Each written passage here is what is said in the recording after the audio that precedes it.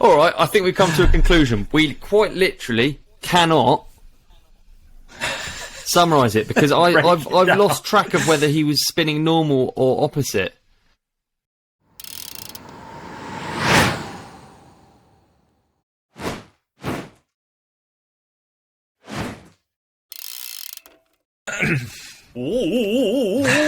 Welcome to TRC episode 50. 50th birthday. 50th birthday. That's Golden Jubilee, dude. Golden Jubilee of the Ride Companion. Ah, there you go. Who'd have thought? And it's good to be back. So a big 5-0.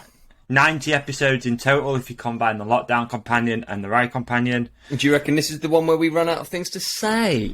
It could be. It could be. Are you forever wondering whether that's going to happen or not? Sometimes it is in the back of my mind. Is it? Yeah. Yeah, but we'll get onto that as well shortly because I want to talk to you about that. But yeah, sometimes it's in the back of my mind. Hell. But then also sometimes I think, it doesn't matter, we always just figure it out. It usually works out okay. And the thing is, like, life keeps on going. So things keep on happening, so there's always stuff to talk about. And if you think about it, otherwise you'd run out of things to say to your loved ones, wouldn't you? You know? Yeah, it's not I feel like we're at that point in my relationship sometimes. Do you actually? You run out of things to say? Genuinely? Yeah. I'll tell you a funny story. Yeah, go on. So Please, straight in, coming in hot.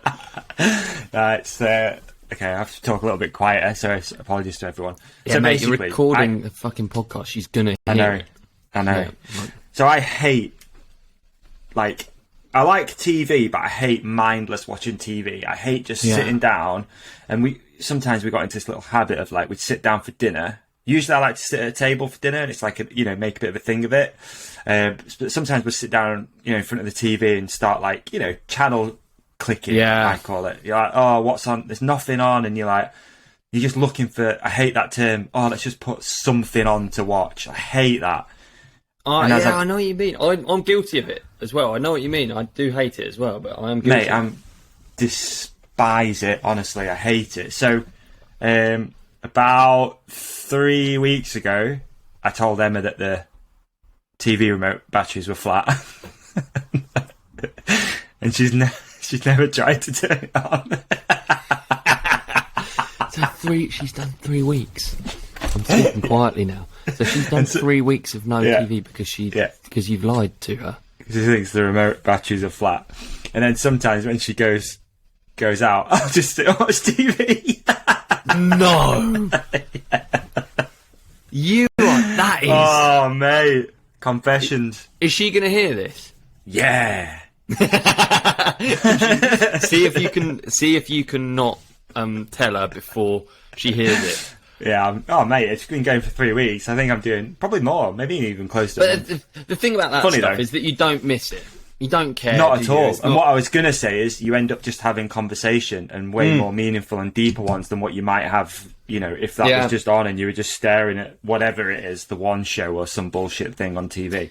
I don't mind purposeful TV watching. If you sit down, you're like, right, there's a movie I want to watch or whatever, a documentary or something. But it's the mindless, we've just eaten dinner for half an hour. Let's just have something on in the background. So I think the internet, I think, has improved TV for me because it means it has to be more purposeful because you have to choose from something and there's such a long list of things. Yeah, totally. For me, anyway, I think it's made it better for me. Way harder at times, and you can't be fucked sometimes to pick. But with internet, like Netflix or YouTube or whatever, you have to pick. So yeah, there's a lot to go at. That's for sure, isn't there? Because you just used to put the TV on and there are 4 channels. So it would take 3 seconds to check all 4 channels. Dude, do you remember you used to have papers? TV papers. Radio Times? Yeah. That is insane. It's not that long ago. Yeah, bless. Some people still, I think the older generation still get the Radio Times, In fact, I know that my mum's neighbour, she still uses the Radio Times. She's getting really old and elderly, so she gets confused what day it is, and then she gets really confused because what it says in the book isn't what's actually being showed on the TV. But isn't this an interesting thought, is that for years, the whole population only watched those 4 channels. Yeah. And that's all information, all of it. Yeah.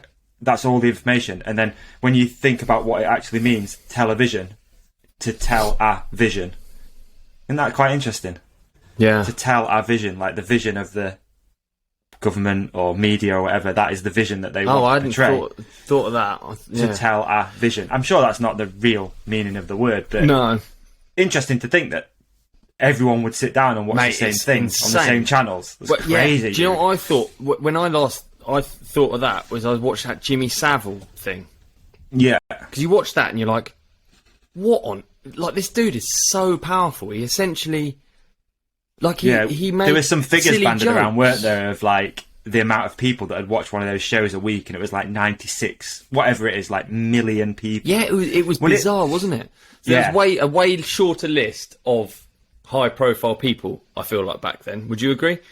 If you got 4 channels, there must have been. There must have been, because you don't get fame like Michael Jackson had, and you don't get fame or power like Jimmy Savile had. Like, why would he have power? He's like a shit comedian. Well, he's not even that. He's a presenter, isn't he? He's not even. You wouldn't even consider him. Probably call him just a manipulator at this point. Just manipulating culture. Yeah, or a paedophile. I mean, choose the words, but like it's just a master manipulator. He knew how to manipulate the media, and he's there. That with, would be way more difficult family now. And prime ministers and way more difficult now. Like with camera phones and access to information and stuff. Gone like the opposite way way, more. hasn't it? In some ways, I mean, in some ways, it's good because anyone can make it. It's not like reserved for those people that have infiltrated the elite classes or whatever. Now it's more like you can be a normal person and become popular. I don't know, it's all fucking Wouldn't weird, it be interesting to see, like, if you had everyone in let's just take the UK, you know, sort of connected to some sort of monitoring device which sort of tracked emotions and stuff, and how after the 9 o'clock news, what the state of the country is in, if it's in a heightened state of anxiety or something, because everyone will have watched the weird 9 o'clock news, or like after you've been framed, is everyone like really happy and they're just like giggly and stuff? And it'd be weird, like you'd literally just watch the country ride these roller coasters of like what's on TV, like Noel's house party's on and everyone's like, hey Mr. Blobby, right laugh, and then boom, panorama's on and everyone's really depressed. I really flick between thinking, Ollie, you should know what's going on in the world. You should pay attention, stop being a child, stop having your head in the sand. And then the other part of me is like, fucking and it normally goes in waves. The other part of me is like, fucking bury your head in the sand, enjoy your life.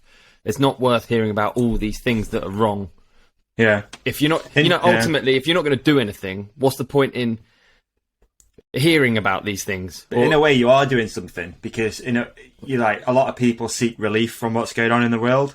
So your job and our job with this, in a way, is to offer that, that out from all the other shit that's going on. I do agree. You know but then equally, like, you lose. I think there's stuff to learn. You can become more rounded if you know what things are going on. You can spot things, for instance, can't you? I mean, that was I spoke to someone about that Jimmy Savile, weirdly enough, about that Jimmy Savile documentary, for instance, and they were like, I don't want to fucking watch that. Why do I want to watch that? And a big part of me is like, I agree, it's horrible. But then another part of me is, it's like, it's fucking happened. And in order for it to not happen again, or in order for you to maybe recognise something that you've missed in life that could have saved something bad from happening, that's such a ridiculous premise. But you know what I mean? Like, it doesn't do anyone justice that actually got fiddled by Jimmy Savile by not watching the documentary. It does him justice by watching him and realising what a monster he was. And do you know what I mean, or not really? Yeah, I do know what you mean. I think the thing is, when you bury your head in the sand, I think it is great, but you do live in your own bubble, and sometimes you need to put your head out of the sand to go, actually, it's not great out here sometimes. And then you've got to check yourself. You've got to check yourself, but also check just the general vibe of the world, which at the moment feels a bit dark. It's a bit dark. It's like a dark undercurrent of a lot of shit going on. We've got wars, we've got inflation, we've got... And again, it's something I've gone back and forth with in my brain. It's like, am I more tuned into this now because I've got older and it bothers me more and like affects me maybe a little bit? Or is it that it is actually shit and we've had it so good for the last 20 years or whatever it feels like. Yeah, because luxury creates weakness, creates downfall, creates strong people, creates strength, creates luxury, creates weakness. Have you seen that circle? That circle, that's interesting. If I see that circle, I can kind of guess where we're at right now. Yeah, I think we're at the period after luxury. Yeah, totally. Where people don't think about how lucky they are.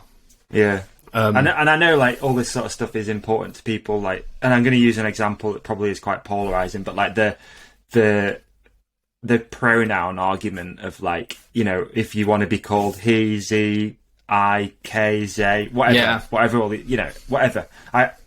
People are free to do what they want to do, but I heard someone say a while ago that take away electricity, food and water, and see how many people care about what pronoun you're using. Well, 100%, yeah.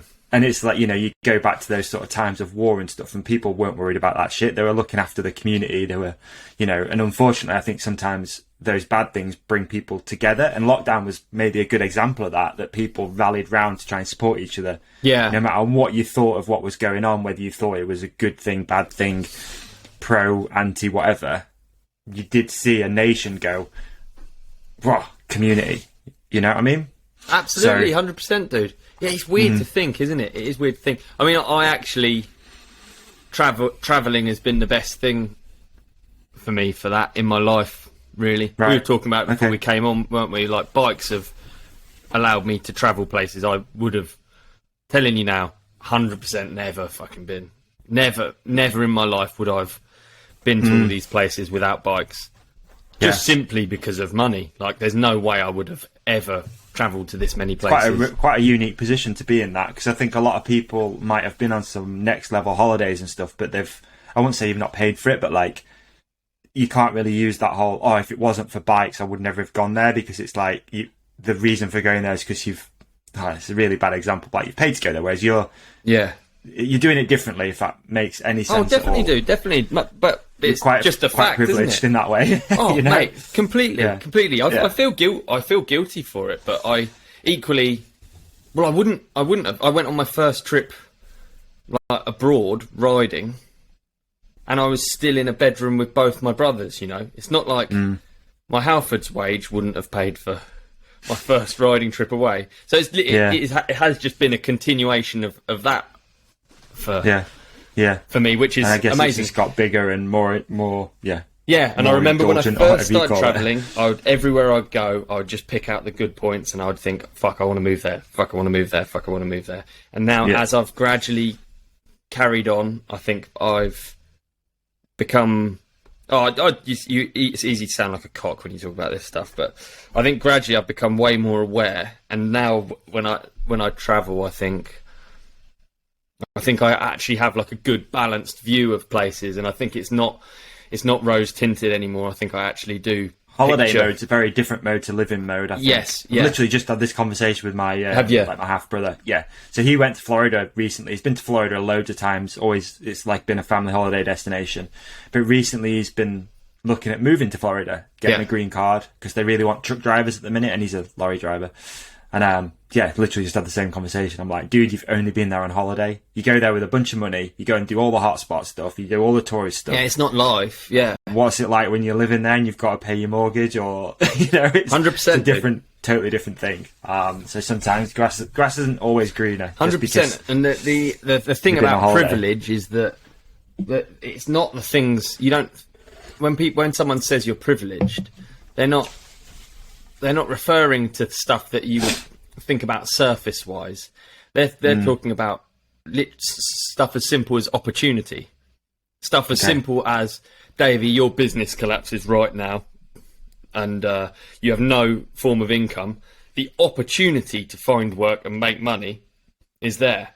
But that is a thing that you don't think about, that you completely take for granted. It's like having parents that are around and care about you. Like that is a luxury, you know, that we take for granted. You know, like friendships. Not everyone has. So privilege is very different to what I think when I was younger, what I thought it meant. I think there's been a surge in this, and I'm going to go on a whim and say that there probably has been, especially the last few years, but homeless people.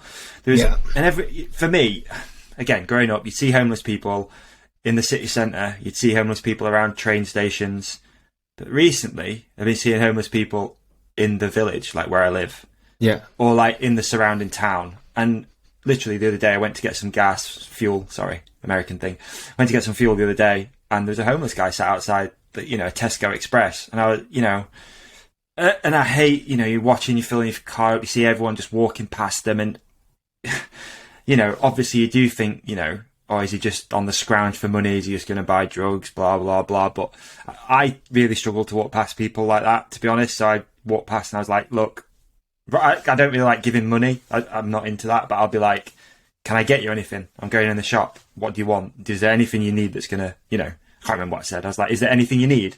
And he was like, I'd love a hot drink. And I thought, that's so nice that all he wants is a hot drink. Like, he could have said fucking fags or, snooze or, a beer or something like that. But he's like, can I just get a hot drink? And it really made me, like, it was a really humbling experience to be like, shit, this guy, like you were saying about privilege, like, how do you get to that point? And then, yes, with opportunity that we do have, I do have opportunity. If my business went to pot, I've got the internet, I could go on there, I could try and look for jobs. But what about someone who literally doesn't have a bed to sleep in? Like, where does that end? Where does that end? Like, and how does that get any better without actual support? Like, a ladder is a good way of looking at it, isn't it? A ladder is a good way of looking at it. Yeah. And if you're on the bottom rung, it's hard to start climbing back up that thing. And you'd feel like you're underwater. If you're on the bottom rung, you're like, you wouldn't even feel like you're on the same ladder. You are, but you wouldn't feel it. When you're sat on the floor and people walking past you wouldn't feel like a job is just an interview away. I know. Like, that's what it would feel like to me. I'd feel like fucking Ferris Bueller walking into an interview. Yeah. But I don't know, it's just not the... Yeah, it's that one of the best things in adult life. It sounds fucking stupid because it's a YouTube channel, but Soft White Underbelly, and I've had it as my watching. Yeah. But that's one of the best things I've watched, really, because I've watched a few of those. It really, really highlights, and it's like the more of them that you watch, like, I get a bit fucking addicted to these things. So the more of them I watch, the more you start noticing patterns, and you start realising it in people that you know, even, and in life, they're just like, there's not like accidents, and you can't like blame people for every one of their bad traits or their misfortunes or their They say, don't you, you're only like 4 steps away from losing your house. I can fully see it as well, man. Yeah, a few things go wrong and all of a sudden you're up shit creek without a paddle. How the fuck? How on earth did we get here? Honestly, I don't know. A mountain biking podcast is absolutely ridiculous. We haven't even done the introduction. We're talking about homelessness. Sorry, I wouldn't want to be homeless in England anyway. I look at these, like, when you see them when you see homeless people in LA, you just think it's nice weather, innit? In England, maybe not around Skid Row. I think that's pretty tough. But like, maybe if you're going to be homeless, like, maybe you go to the beach. But it's like one thing that you don't have to think about, isn't it? Rain. Boring. Yeah. Cold. Boring. Yeah. Horrible. Yeah. That's one topic I didn't think we'd get onto. Where would you live if you were going to be homeless? Yeah. Where would you live? I think I'd live in the woods, but then you have to question what the homelessness doesn't just be. It's not necessarily just deciding to not live in a home. No, I think if you had a house, camping. Yeah, you go camping for a week. Yeah, knowing that you get back to a nice warm bath. Horrible. Maybe if you're out there all the time, the woods might not be the one. I'd just go city, I think. It is horrible. Yeah, that Soft White Underbelly thing is amazing to watch. And I don't even know what you say about it. I don't wish it on anyone. I think it's shit, isn't it? I don't know I don't know how to help, what to do. I always buy them coffees or whatever.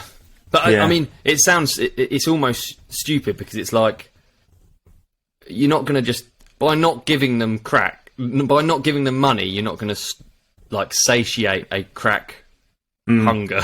you know what I mean? No, I guess. It's like, totally. You don't want to encourage it, but equally it's like, if you took them to a medical facility. It's not like you just go cold turkey. It's not possible. Like, these are chemical addictions now, and like even alcohol, the one that we've decided is legal, is like you can't just stop doing it. No, people die. You need support. You need support. You need a support system. Who knows? You need follow-ups and stuff. Yeah, for sure. Mate, thank fuck we're not in any form of addiction.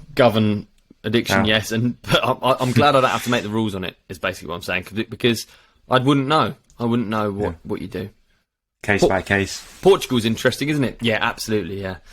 Portugal legalised drugs, I believe, right? Decriminalised. Yeah. So there's facilities where you can go if you're a heroin addict, where you can, what would you call, safely do that, right? Yeah, you're not allowed to sell it, but if you get caught with it, it's not a crime. I think that's what it is. So, and I think through doing that, they've drastically reduced addiction, homelessness, and crime. How interesting is that as like a study? Yeah, it's like, why does it drastically reduce addiction, homelessness, and crime? Does it? What is it about it? Hey, I wish I knew. I wish I was smart enough. I'm sure. Again, my brain's going a million miles an hour thinking about it, but I'm sure I've listened to stuff that talks about it and the answers and the reasons why, but surely just taking it out from the black market is the first thing, like making it not so underground and sort of like, like a dark art sort of vibe to it. Like, so as in you'd be controlling it. Controlling it, that's what I mean, controlling it a little bit better. So then it doesn't drive crime more or anything like that. Yeah. Again, I don't know, I'm an idiot, I don't understand that stuff. I wish I knew. I really do. I don't know, dude. How was Ecuador?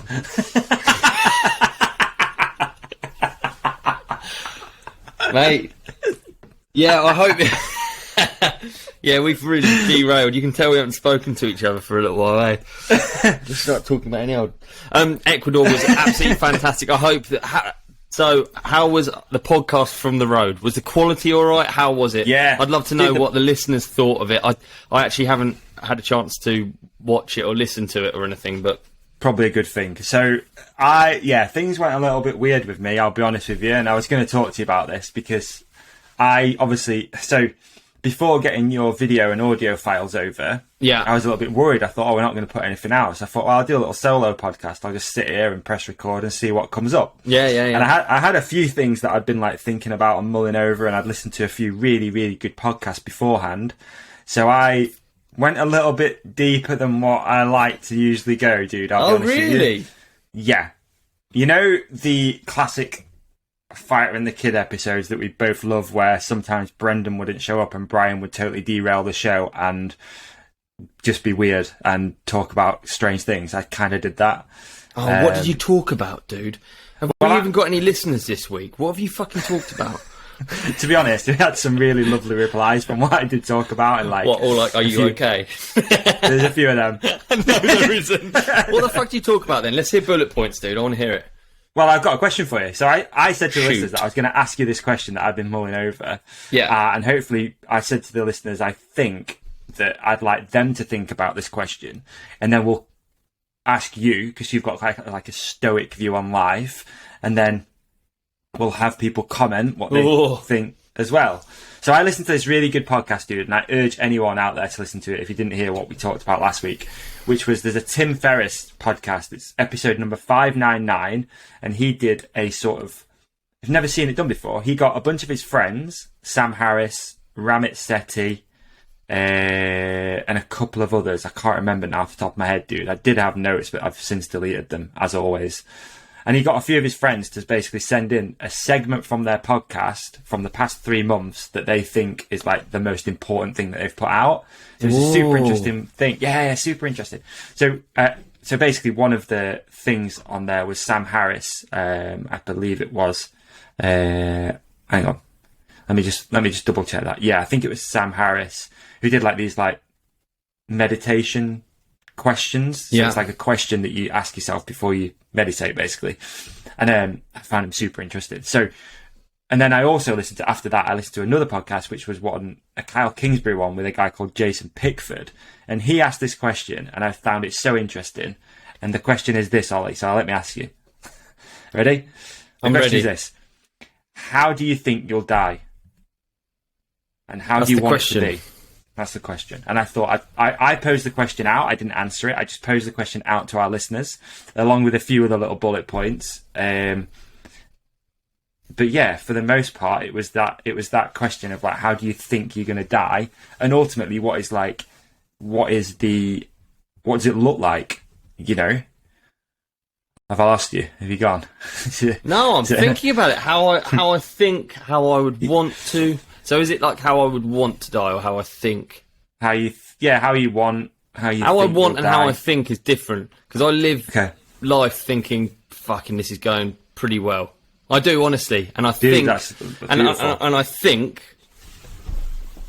think at any point, you know, I'm just gonna find something amiss, or it's gonna end untimely. Do you know what I mean? Yeah. That sounds stupid. No. I just think, fuck, we're so lucky. Everything's so good. Like, I know such lovely people and like get to do such cool things. Like, I just think, fuck, you know, it wouldn't surprise me if. So I constantly think I might die, and maybe that is why I approach life in the manner in which I do. I constantly kind of think, yeah, this is fucking... This won't last forever. You know what I mean? Then it won't. How I would like to die would be with family around me, with children, animals everywhere, the sun shining, old age, in a rocking chair maybe. And I'd like everyone to be like... I'd like it to be peaceful. Not a shock, but peaceful. Nice. Dude, I don't know. But yeah, interesting thought though, because we are going to, and I think the more I've started to think about that, the more interesting it gets, because I don't really have an answer as such. I'm similar to you. Like, my initial thought is like, imagine what that looks like. You're looking from above on your last day, however old it is. You're like, the last few moments, like, where do you want to be? So for me, I initially think I want to be outdoors. I don't want to die in a hospital with a nurse or someone like that. I'd like to be outside, surrounded by people, not necessarily surrounded, like around you, like a little crowd. That'd be weird, but like, you've seen all the people that have been most meaningful to you throughout your journey in life, and then no loose ends. Just go really peacefully. That's kind of what I think. But yeah, again, and then it's like thinking about of what illness. Like, that's kind of the bit where it gets a bit sticky, because hopefully it's no illness. I hope it's just like old age. But then, don't know. It's interesting to think about. It's kind of scary. Yeah. There's this really cool quote though that I read last week as well, which was it's a Marcus Aurelius quote, and it says, "You could leave life right now. Let that determine what you do and say and think." Because I think a lot of people, and no doubt we have a lot of listeners, this is what I said last week as well, that are going through life, that are in a job that they don't like, that are stuck doing something that they don't enjoy. And I know it's not easy for everybody to make a change and, you know, start living like it's your last day, but it could be. And I think it's interesting to always think about that, because, you know, there's that amazing Nike, I think it was Nike that did the advert that was, it said, it was like a 3-part advert, or just 3 lines, and it said, yesterday you said tomorrow. And it's interesting to think that like, you know, little things. I mean, we enjoy like getting out on a bike ride. Sometimes you look outside like, fuck it, I can't be arsed today. But that could be like the last ride. And that was the other question that I posed to people, and I just remembered now, is being mindful that there's always going to be a last time for everything. So that you want that time to be really meaningful. Yeah. There will be a last bike ride. There will be a last time we sit down to record a podcast. And most times, you don't know that it's the last time. Yeah, 100%, yeah. Interesting thought. I don't know, but I think the longer I go on for, I think the trick, and certainly when I look around, and I'm not saying that I always follow this, but I try to, the trick is to the trick is to be content with... It's to be content with your situation. It's not to constantly think everyone's got it better and to constantly look to... Beautiful, yeah. So, you know, like the... Oh, man, the people I want to be around, like fucking no, I'm not going to name names, but you know when you go in a spot, let's say, and you wouldn't want to work in let's say it's a corner shop, but you know you meet the person who's in the corner shop and they brighten your day. They're just happy and they're just content in what they do. That's what I feel like they're the people that have got their shit together because that is life, isn't it? They're just enjoying life. It doesn't have to be. You don't have to be a fucking pop star to have a good life. That's not how it is.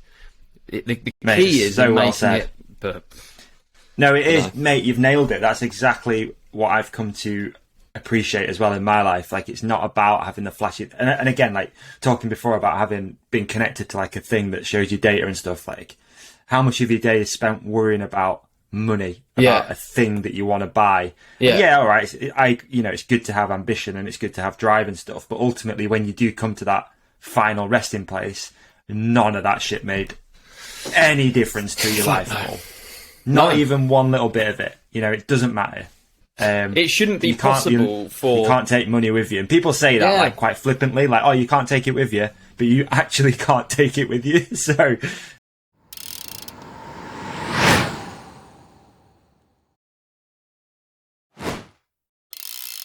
Little Rick. Olly, this is honestly one of my most favourite ads that I think we could have ever done. Why is that? Okay, so this is a legit story. I went into a local cafe a few months ago and wasn't really feeling a coffee, just wanted something like really refreshing, something cold, something that, I'd maybe just feel better after drinking. And they had these on the shelf. Little Rick. And I've had a few different CBD drinks before in the past, and they all sometimes can taste a little bit earthy, but I thought, you know what, I'm going to give this Little Rick one a go. I really like the branding of the can and like the flavour. Raspberry and coconut's like two of my favourite things. That's nice. So I got one, and honestly, dude, this tastes, as you probably know by now, they taste amazing. It's fantastic. So I've really had to stop myself from going through every single can that you sent me. I've done the same. But yeah, the dream. Exactly There's nothing better than a cold, sparkling, refreshing drink, and that's exactly what Little Rick brings. With a bonus, actually has some health benefits. So each can contains 32 milligrams of really high quality CBD. In the past, dude, actually really interesting. One of our previous sponsors was a company called Natural Leaf that made CBD droppers. And it was amazing to see how many people loved using CBD and had actual benefits from CBD. So I'm no doctor. I'm not going to talk about all the benefits of CBD. I'm sure people can go out there and research that themselves. But this is a full CBD plant extract, so they use the entire plant to get a full range of cannabinoids into the drinks. Dude, littlerick.co.uk. Check out some of the reviews. I mean, again, that speaks for itself. Don't listen to what we say. I mean, you can. But check out some of the reviews. Some of the reviews are amazing. They're a really local company. They're not a global company. They're actually in Manchester. The dude who owns it is an absolute legend. He's doing it for all the right reasons as well, which I think is always a testament to a cool brand and doing cool things. So yeah, Little Rick, the no-nonsense cannabinoid drink. Personally, dude, what's your favourite flavour? Mint and lime. I'm drinking it right now. Love a mint and lime. Super fresh. Okay. What about you? I've got two favourites. I've got raspberry and coconut, which I've just been sipping now. Yeah. And the pina, which is like, I love a pina colada, dude. It's arguably one of my favourite flavours. There it is right now on screen. The pina is a hitter. It's also available in raspberry lemonade, which is actually my girlfriend's favourite.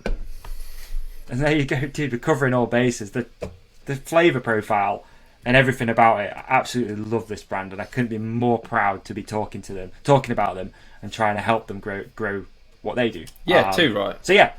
So we got a little discount as well if anyone wants to try Little What's Rick. The code? So head to littlerick.co.uk, and if you enter the code RIDECOMPANION, that's going to knock you 10% off the entire site. Do they do like a starter pack or something? Dude, the mix pack goes hard. That way you get to test all of them, and no doubt there's going to be someone who lives in your household that maybe loves the mint and lime. Maybe you love the pina, the coconut, the raspberry, whatever it could be. So for me, mixed pack, get it delivered direct to your door, CBD through the door, the dream. So yeah, massive props to Little Rick, littlerick.co.uk. You can follow him on Instagram too, @LittleRick. And cheers. Enjoy. Cheers.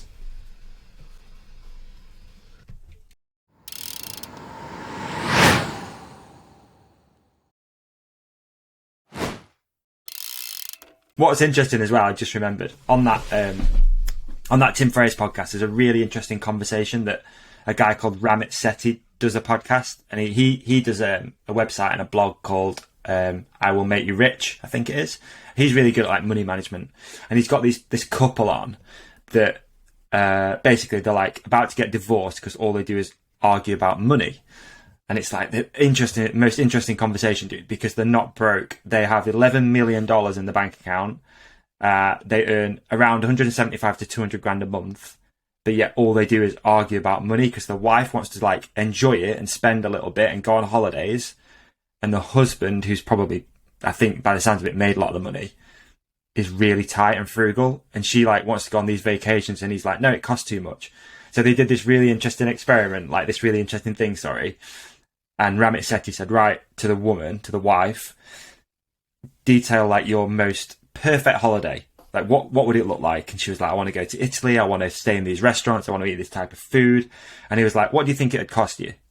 And she goes, probably like $5,000. So then he goes to the guy and he's like, how long do you think how long do you think it'll take for you to make that money back? And he was like, maybe a month or something. And he was like, no, it's like 8 hours. Like it's nothing. You literally can make it like super quick. And yet he was putting off enjoying that time with his wife, potentially sacrificing his relationship to save $5,000. Yeah. It's super interesting. And he used this really cool example about money, about like when you're young, you have this number that doesn't really mean anything to you. It's like a pound. Usually when you're growing up, you know, you don't... Yeah. You don't double take buying a pack of chewing gum. You're just like, oh, I want chewing gum, I'll buy it. And then as you get older, hopefully that number keeps increasing. And for a millionaire like that number's around $30,000. So you don't ever worry about that money. Like if you want to spend 30 grand a day, do it. Don't matter. You're always going to make it back in interest. It's just really interesting. And like these two people, you got this guy who works in tech who bought a secondhand Tesla because he didn't want to buy a new one. And then the woman's just like, wants to enjoy it a little bit. You know, they're older, they're like 60, yeah. And they're just not doing anything. The problem is to be good at it. You almost, to be good at it, you almost like, if it's a requirement to be good at something in terms of money, to be good at money, if it's almost like a requirement to forget certain other things. You know what I mean? Okay. I feel like it's almost like there's nothing worse than fucking stingy rich people, but they're rich. No. But they're rich. And people always say, don't they, well, that's why they're rich. Yeah, I left my wallet in the Jag is just fucking... Everyone's been around them, and it's tough, isn't it? It's definitely. Tough. I kind of think, well, no one got rich by not having a coffee or not buying a drink. Yeah, that's always what he says. It's like, he's always like, just enjoy the stuff that makes your life have a coffee, little bit better. Yeah, I agree. Little things in life that make working hard worth it, because you can enjoy those small things. And for me, like as I've got older, those small things are what matters. Like I'd rather than go on some flash extravagant holiday, just hang out at home with my girlfriend and my animals and go for a coffee down the road. Yeah, a lot of the time. Like injury is the best thing to highlight it as well, I think, because when you have an injury, I'm not listening to the fucking birds before I have an injury. You know, I'm not listening to birds. I'm thinking about where I'm fucking going next. I'm thinking about what I'm going to throw myself off. Where I don't know. I'm thinking about anything but what's directly in front of me. And as soon as you put me on crutches and I walk through the woods, I have these profound thoughts and I listen to the birds and I watch the sunrise. And you're just like, fuck. This is what it took for me to realise, actually, there's much more nice stuff right in front of you than... Anyway, easy for me to say. I had one of those experiences yesterday a little bit. I went for a ride and rode past the point where I got hurt last year. Oh, yeah. Literally rode past it along it. And there was you? Fucking flat out. I was going the opposite way this time. I didn't want... Yeah. So, and there was an old couple there, literally where I crashed as well. And I sort of sat down for a little bit and I was having a little think, and, I was just like, oh, this is fucking weird. It's almost a year to the day-ish. A little bit. I was like, oh, that's weird. Like, now I'm out here riding again and I'm on my regular bike, not an e-bike. I'm like, oh, this is kind of nice. And then an old couple walked towards me and we just got chatting. It was really lovely. They were probably mid-80s. Yeah. Holding hands. And I was like, fuck, that's such like a thing. Not that I'd have died there. I probably wouldn't have died, but like, Isn't it weird that like this old couple then walks past? Do you speak to them about it?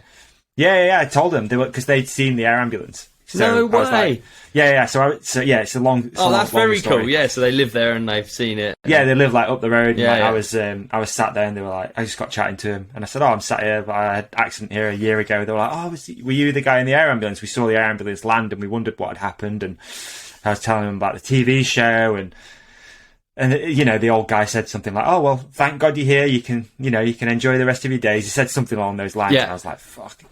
Do you ever feel like all this sort of stuff sometimes comes at the same time? Like recording the podcast last week and talking about it, and then I've had like a really in-depth conversation with my dad about this sort of stuff. Oh, really? Yeah.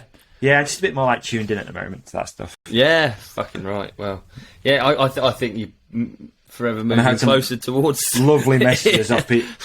Dude, exactly right. We're another minute closer now. Yeah. So got to enjoy it. Yeah, I had some really lovely messages off people after posing that question last week on the Instagram and stuff. Oh, wicked! Like some videos and like people saying nice things. So yeah, dude. Sorry, I went a little bit weird. No, you were away, and I just got strange on the podcast on my own. Well, no, what you said made me think. Definitely, there's a difference between how I think I will and how I want to, which is weird. I'd never thought about that before. No, I nearly went down. I never thought I'd drown, but there you go. It could have been quite easily. It could have been that. Oh man, yeah. Life would be very different for a lot of people around me. So it's very fragile, and it was shitty animals, really.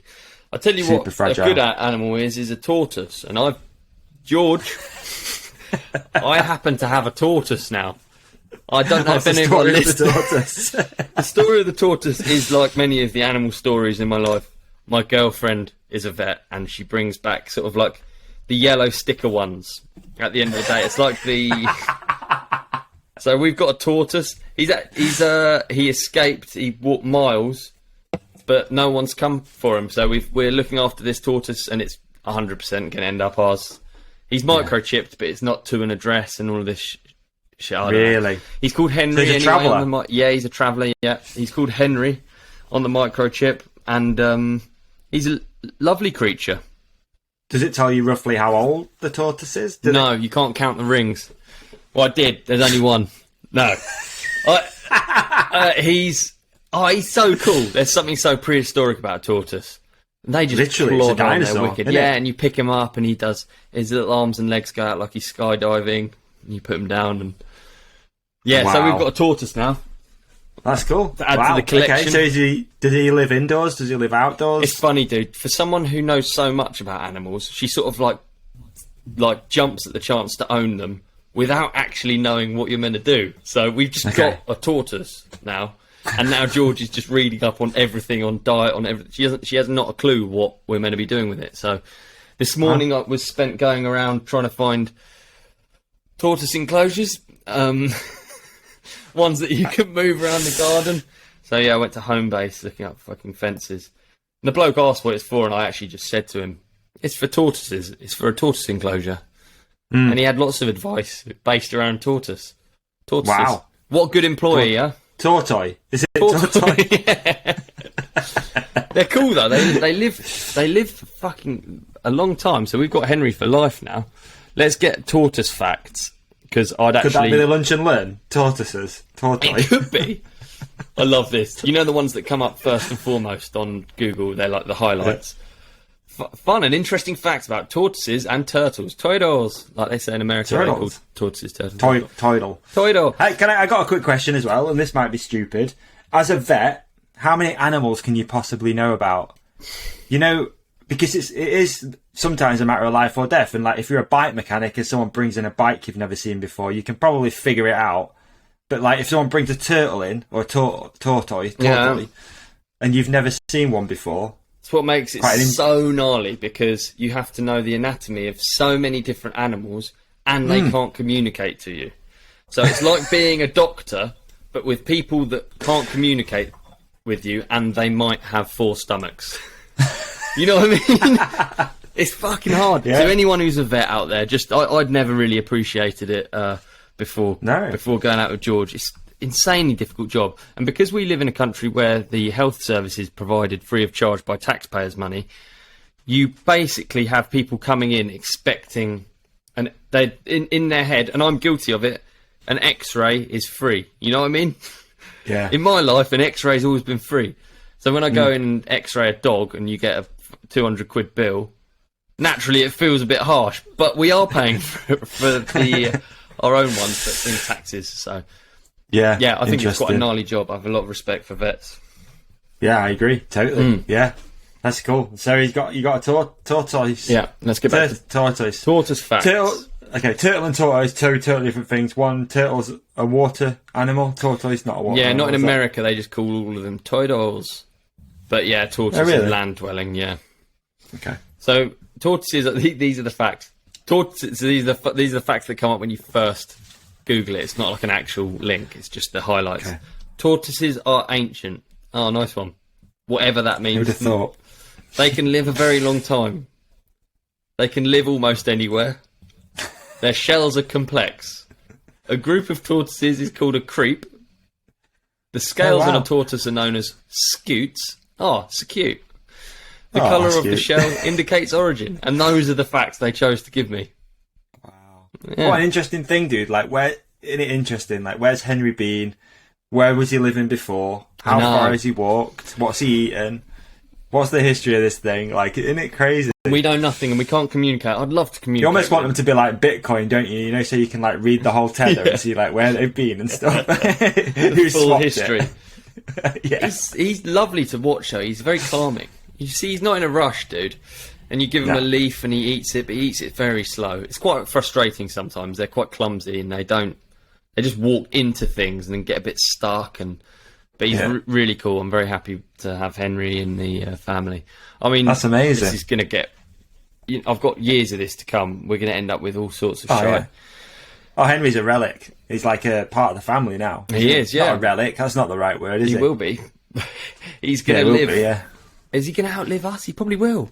I guess. Place your bets, dude. Who's going first? Knows? You or the tortoise, mate? It's the death episode. This. Oh, you've got a tortoise. I wonder when it's going to die.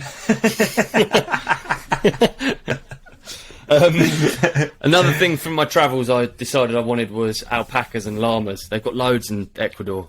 They're brilliant. Okay. It's so interesting. And do they ever come into the veterinary practice? I don't know. I think a few rich people got alpacas around. I think a few rich people got alpacas. Okay. I think it's quite a farmyard, quite a fancy thing to do. Yeah, quite farmyard. But I think it's also quite like, oh, we put them in the lower field. You know, big house, nice garden, stick an alpaca in it. It's wacky. Yeah, why not? They're cool though, and I learnt to approach them when I was out there because I didn't. They look like they're gonna. When someone tells you they spit on you if they're pissed off, you just look at the face the whole time, thinking it's gonna spit. Any kind of inflation of the mouth, you think it's gonna spit on my face, and it was quite scary. But me, Deeks, and Even made friends with some alpacas or llamas. I can't remember which of the two. You approached them in a different way. No, I approached them like I would any animal, with respect and caution. But just as you approach them, you're thinking it's going to spit, so it's normally hand first, and the spit stinks apparently. Llama spit's really horrible. Yeah, it's like properly meant to be a deterrent. Okay, interesting though, eh? They're cool animals. Interesting. Yeah, speaking of things that smell, so how was the trip in Ecuador? Because you had obviously Deeks with you. The trip was amazing. The Squitinator. I've actually got the itinerary here in front of me if you wanted me to go through it. Two Wheel Epics did a cracking job. It was a fantastic trip. And I think it's better because I don't remember stuff. I think it's better that we just go through it. Is that okay? I'd love to. I'd love to hear a recount, actually. And some of the highlights, some of the lowlights. Yeah. And then you're putting out a lot of content, so we'll put out a link in the show description to all of the vlogs and stuff. Absolutely. We've got the whole trip on YouTube now. Amazing. So you can quite literally follow day by day on my on Deeks's and my own channels. Are they all out? They are all out. They are all out upon the upload of this podcast. Every single one of our trip edits is out. We kind of wanted to treat it as like potentially something we can do on more trips. It's a lot of work, dude. We only did 3 edits each, but it is a lot of work. Like you do have to sort of like make sure everything's fucking dialed and edit it all. And if you do one for every day, that's 6 edits. It is quite a lot, actually. 6 edits in 6 days. So doing daily stuff is insane to me. Yeah. The Euthanator, he came out swinging with this, really, because he didn't have to do any of the content. He just Killing filmed some stuff. Yeah, Killing it. He's got the right vibe, really. The right? dream. He just hands over memory cards, literally just chucks it at me and Deeks at the end of each day. Because we're trying to share, we're trying to make it so you relieve the load on the person whose day it is. Like, okay, right. Like the workload, not just relieve the load. Yeah, fucking hell. Right. I was waiting for you to laugh at that, yeah. One of those trips. So yeah, Even was he just chucked a memory card at each of us at the end of each day. Cool. Quite a cushy gig, that, isn't it? Yeah, good on him. Man. But it is. He's brilliant. He's the man. So day one, urban single track and keto. We did we did a very little bit of riding on the first day. It was 250 meters of. Oh no, it was 1800 meters of descending. So that's loads. 1800 meters of descending on the first day. Second day, don't you remember? We went to Ibarra. Well, dude, I've got videos out about all of them. I remember. It was a good day. It was a good day. We went to bike park. We went to a jam. Oh, fuck yeah. Okay, so the bike park was amazing. It blows me away, the facilities they have in Ecuador, when you consider there's like really how few bike parks we have in the UK and how... Okay. Yeah, okay. Yeah, I don't know much about Ecuador, dude. Can you just do like a brief summary about Ecuador and the riding scene and like some of the things that you might have Well, I didn't know encountered? anything before the trip at all. It's not like I came to Ecuador because I heard of a killer riding scene. I came because it's an amazing place. Ecuador means equator in Spanish, and of course it lies on the equator in South America. The biggest export is roses. They actually sell roses to the Russians the most, which is a problem at the moment. The reason they grow roses in Ecuador is because it lies on the equator. The stems are extra straight. Is that right? Okay, That's a good fact. Sorry, I'm it? just looking where it is. Yeah, it is a really good fact. So you're sort of bordering Colombia, bordering Peru. Yeah. I guess Quito is the capital. I think so. Right? That's where we flew into anyway. Yeah. Okay, excellent. Yeah, okay, all right. But all pretty developed. I just wanted to have a quick look where it was. I mean, it fascinates me that I've gone through life not knowing about anything, and like not knowing about anything in Ecuador, and not knowing really about the conquistadors. You know, about the Spanish coming to Ecuador, taking over.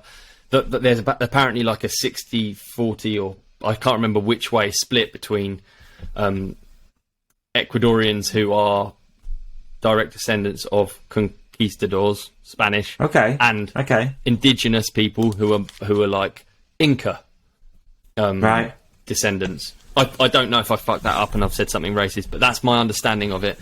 And actually, it's really... I found it completely fascinating because there is this divide, and it's like one I'd never even thought of, but like you can see when someone is an indigenous person, they're of darker skin, they look like Incan, they're shorter a lot of the time, and and politically the divide is massive because you've got the Spanish descendants who are kind of like the cities, the Western approach, and then you've got the indigenous who aren't interested in all that shit, and there is this constant headbutting. I just find it amazing. There's fucking headbutting all over the place. There is. It's everywhere. We're so everywhere. Fucking divided and annoying. We're all shitty, hairless apes, and we're all just bickering and arguing. It's just nuts. Totally. And the country's not divided in any way like that. It's not like the indigenous are here and it's all mixed. Everyone's just mixed in. Oh, yeah. I mean, it is. There are certain areas that are primarily indigenous, and there's like indigenous banks, and there's obviously leaders of indigenous. But I don't really. I'm not clued up enough to talk about it properly. But I mean, it just struck me that there was this whole thing going on that you just live your life completely unaware of. It's in Ecuador. Like I just didn't even think of. I didn't even think of it. How interesting. Yeah, fascinating. So I learnt loads about that because there was actually a like strike, a government strike. They shut down the roads and blah blah blah to make change. I can't remember what about, but yeah. Wow. And as far, I mean, the country I'm just looking at on Google Maps, it's pretty big. So were you in the north of Ecuador, or were you in the south? Were you in the middle? Let me tell you, all over. Please. We travelled from Quito down to Balsa Pampa. All right. Okay. So we went really far south. Right, but I can't see that, but okay. Day one was in Quito, in the capital. We went to a bike park, which was an amazing facility. They all have these like cool uplift roads, and they have like most of them have like cafes. It's just, I couldn't believe it. We went then to a jump park that was similar to S4P, except it had Wi-Fi, a bar, a bike workshop. Yeah, it's just dialed. And we went to this jam. It was wicked, even though we were on like our trail bikes, focused jams. They're really fun jumps to ride, and we got to ride with all the locals. There was loads of DMR bikes out there, no way. Yeah, That's so we cool. went to a bike park called Rummy Bike, where we had this jam. That was really cool, hanging out with the kids there and all of the builders and the people there. The next day we went to Ibarra, and we did a total of 3,000 meters of descending, I think, which is a lot. We did a few laps of this giant. We're then in the high desert, so we are at 3,200 meters elevation. So Quito already is high. So one of the biggest things of the whole trip was elevation and altitude. Sorry, because it's such a weird feeling. Have you ever been at super? No, I haven't. Altitude? No, okay, no, so never experienced it. I think it makes you feel like you're mega unfit, and that is it. That's what it makes me feel like. Like I can't breathe enough. My legs don't hurt, so it's not like that like lactic acid burn feeling. It's just a feeling of just like shortness of breath, and just lameness. Right. You just don't feel. You just can't you just feel lame.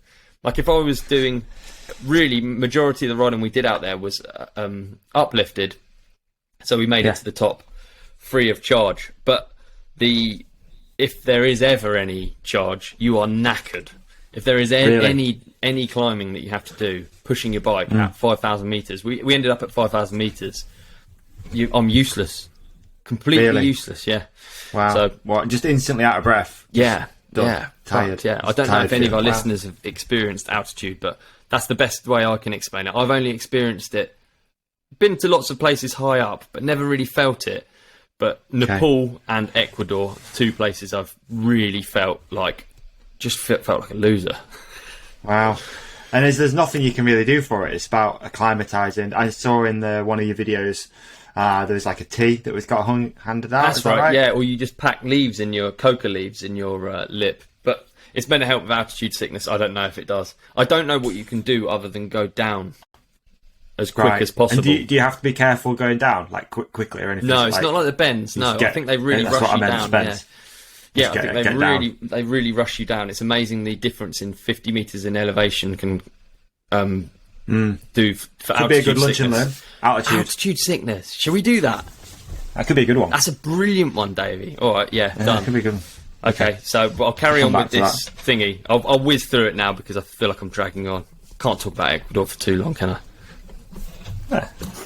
It's your show. That was 3,200 meters. The next day we were at La Tortoise. Can't remember that. This is really bad because when I go on trips, I don't really it's not I don't pay attention, but I'm very present. I feel like a bit of like a dog. If you imagine driving a dog around, the dog's not going to be able to give you a good fucking.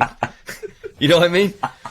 Yeah. He's not going to just tell you. led around. Yeah. Certain things will stick in my head. The roses, for instance, that stuck in my head.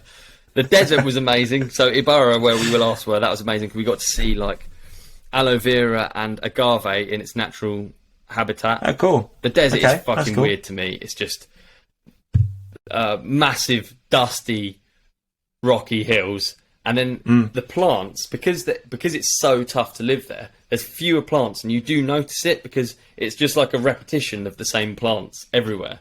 That sounds really stupid, but you really notice it. If there's 5 plants, one's aloe vera, one's agave, one's a spiky bush, one's a fuck off cactus, and you just notice them just repeated. So you can ride along a fire road and look sideways, and it can be like agave, aloe vera, spiky fucking bush, cactus, agave, aloe vera, spiky fucking bush, cactus.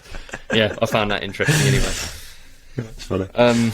And then also because agave is one of the most because like aloe vera and agave are surviving in the desert, that so much of the local produce is born of agave and aloe stuff. So we found this parasite that was on, it was actually on a cactus, the spiky fucking cactus out there. And you squish the parasite, it has a bug in there that eats the fruit of the parasite, which is a bright colour. So it makes this red paint. This red paint you can see everywhere, on dye, on houses, on... So you see what I mean? Wow. You know how, like, they're really connected to nature out there, really, like, you go...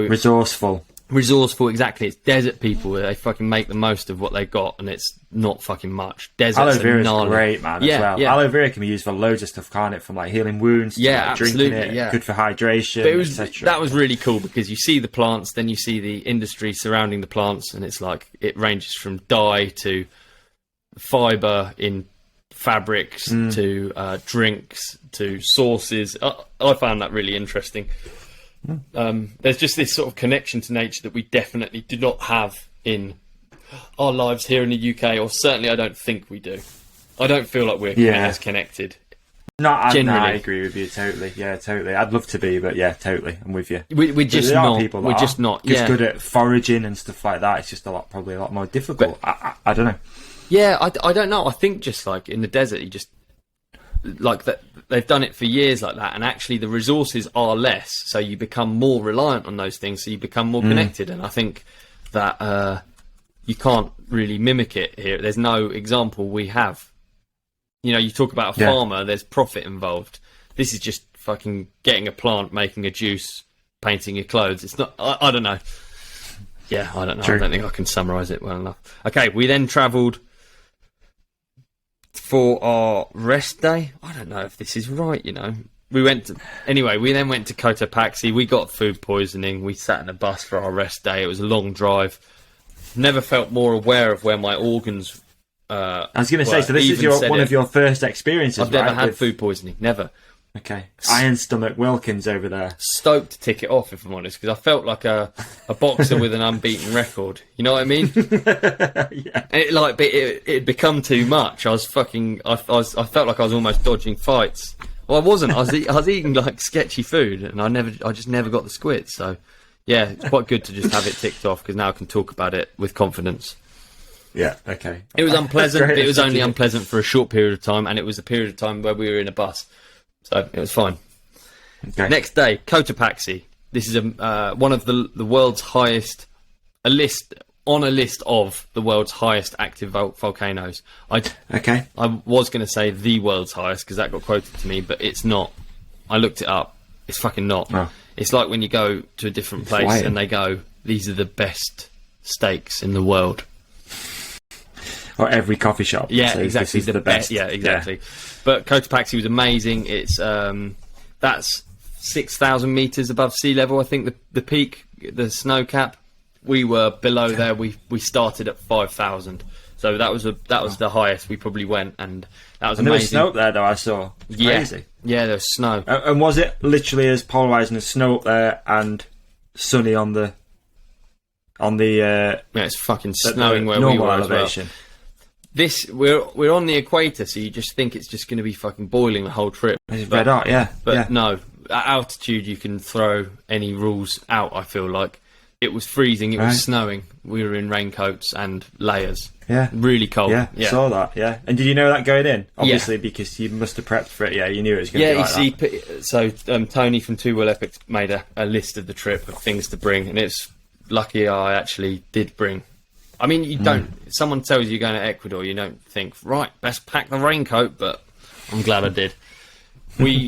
So then we went down through like the volcanic, all of the volcanic dust, the volcanic ash, whatever. I don't even know what you call it. Like that porous rock. It's like volcanic loam. Yeah, it looked like chicken feet. Is it that? Is it that stuff? Oh, that was weird. Else? That was fucking really weird. That chicken feet stuff was like. Yeah. I mean, everything about the volcano is weird. Because you're at such altitude, anything that survives is like bonsai and crippled and tiny and really tough. Yeah. Even it has loads of nutrients, but it has no air, and it can never. You don't see oak trees up that high. You know what I mean? No, I guess. Yeah. And a volcano is almost like a breathing hole for the world. I don't even know what a volcano is. Mate, another great lunch and learn. I don't. Another great lunch and learn. Volcanoes. The arsehole of the planet. Yeah, I think there's gaps between tectonic plates, and they create friction friction creates heat, which melts rock. The melted rock has to go out somewhere because of the constant friction. I don't even know. I don't know if it. I don't think it comes from the inside of the world. I don't think, but I don't know. I don't know anything. I don't know. I barely know anything. That's a good one, though. We can put that one on the list of things. The moment you accept that you don't know anything, it just fucking makes life a lot more interesting, I think.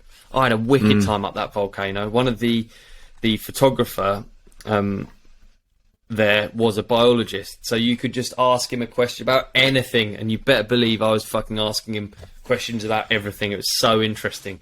As we went down through the volcano, you become in like the magma fields, or each of these separate regions have different names and vastly different scenery. But it was just like free ride. We just go doing all of these, all of this descending with no actual trail. You're just bombing. Wow. Down fucking. Are you just trying to get to a certain point so there is a trail, or is there just no trail? There's no trail. A guide knew the way, but we were free riding. Okay. We were free to go anywhere, which is really bizarre actually, because I'm not good at biking if that's the case. It turns out, because you can't. I can't hit something. It's one thing hitting a trail blind because it's a trail and someone's ridden it before. Hitting just a hill blind is like, it's just it's rolling the dice. If you hit a trail blind, you know that someone else has gone down there, so it's not going to be a cliff. And like there were so many examples of exactly that. Like you come to the edge and it looks like something that you might late brake for, and drop into, but it's not. It's a cliff. And you would not have been aware of it.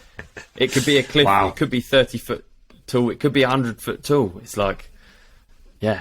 But either way, a 30 foot one isn't fun either. So yeah, it was an interesting type of riding. You're like the top was flat out and wide open. You could see where you're going. And as it gets further down, you go in like magma fields. You can really get yourself in trouble. So yeah, I was stoked to have such knowledgeable guides. Fuck, I'm really dragging on about my trip, aren't I? We then went to Cotopaxi. Cotopaxi is like the Cotopaxi bike park, which is a bike park at the foot of the volcano. That is like a mixture between Bike Park Wales and Rogate Bike Park. So it's got Bike Park Wales facilities at Rogate Bike Park. That's the best way I could explain it. It was great fun, loads of features. Vink had built out there, and he had done a bit of like with the locals. He'd been done some building with the locals, so they had like dialed jump lines. It was amazing. It was great fun.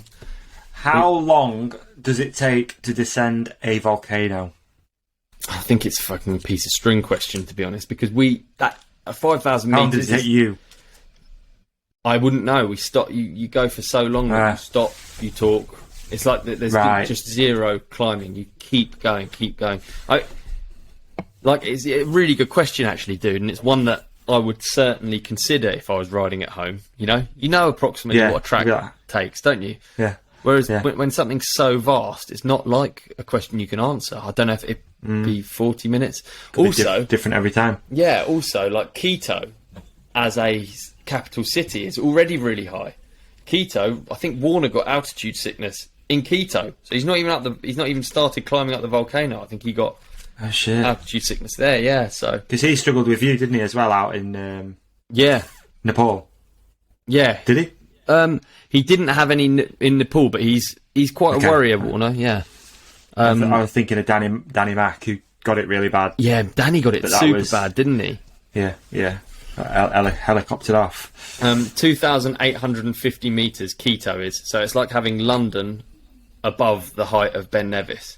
So you see what I mean? It's like, it's pretty like, it's a fascinating place. So I'll carry on.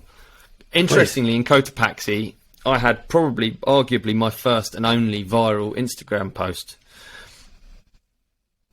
Really? Let's go through it because it is interesting. So I posted something, even filmed me going over a jump, scrubbing a jump, and I posted it, and it got 3.9 million views. I know, man. It's crazy. And currently, Jesus, across the board, I missed that one.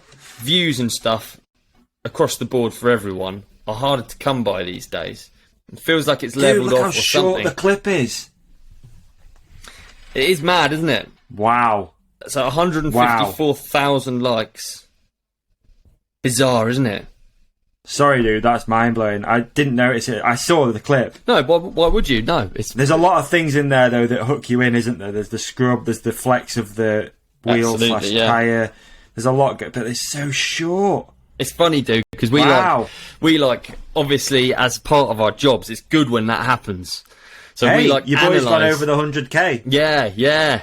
So obviously we analyse what happens, why that's done well. So all of us are looking at it and trying to work it out, and it's like, it's so funny that is a part of your job, trying to work out why something gets picked up by an algorithm and why so many others don't.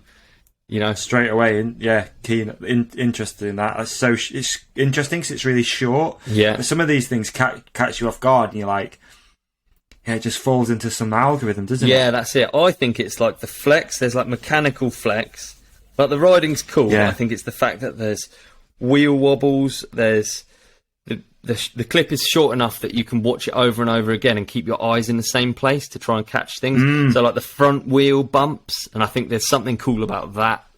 You watch the tyre bump, and then the comments are interesting. The comments are all on my face, and like yeah.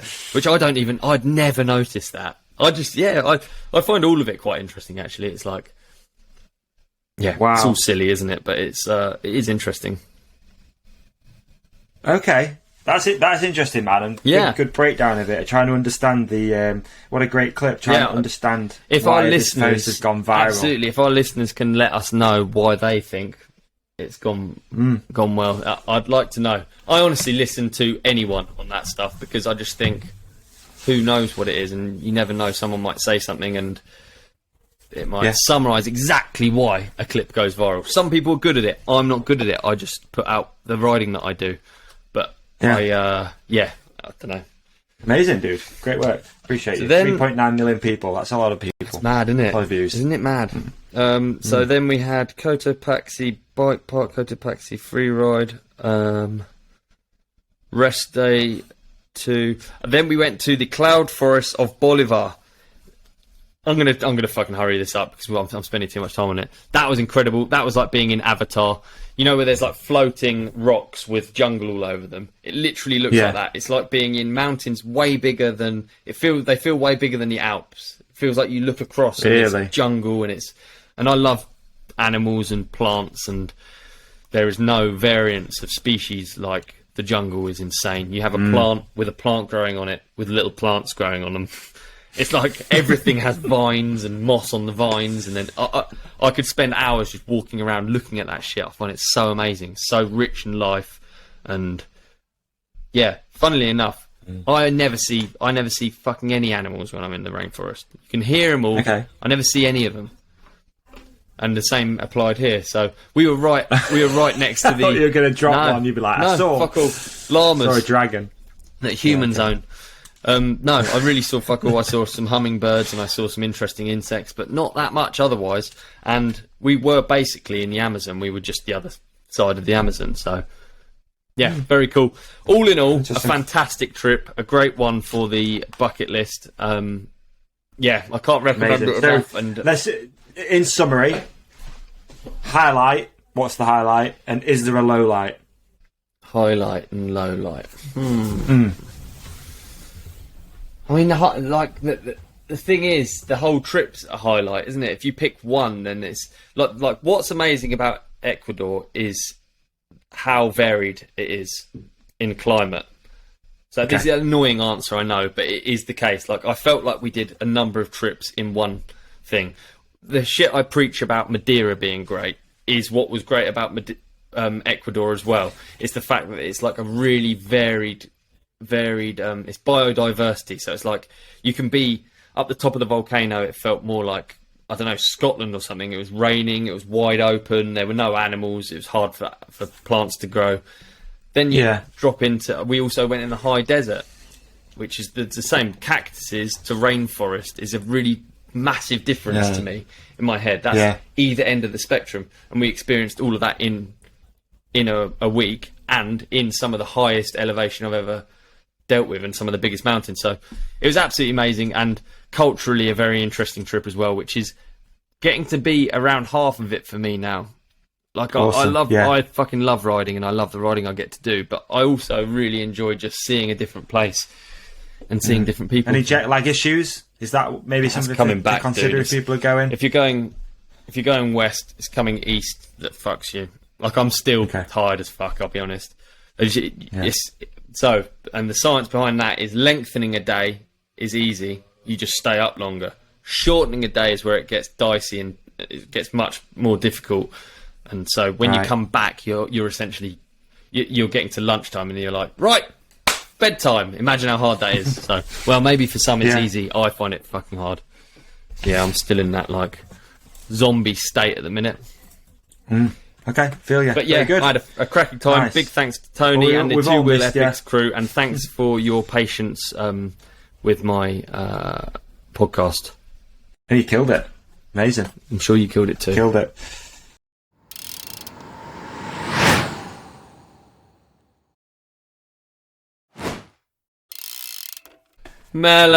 Melon! My dude. What's up, Davey? Okay over there? Mate, I'll be honest. I got my kingpins on. I forgot my contact lenses, and I can't see anything, dude. It's hard to see. It's literally hard to see the screen. I can barely see you, let alone seeing like a trail flying at 30 miles an hour, you know?